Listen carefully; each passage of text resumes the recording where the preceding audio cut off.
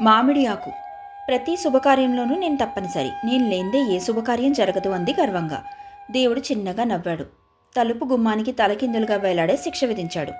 కరివేపాకు. వంటల్లో నేను లేందే రుచి లేదు అంది గర్వంగా. తినేటప్పుడు కరివేపాకును ఏరి పారవేసే ఆలోచనని మనిషికి కలిగించాడు. అరిటాకు.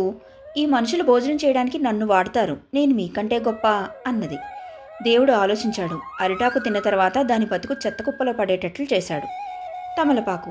నేను శుభకార్యాలకే కాదు, నన్ను తాంబూలంగా వేసుకుంటే నోరెర్రగా పండుతుంది, నాకు సాటెవరూ లేరు అన్నది.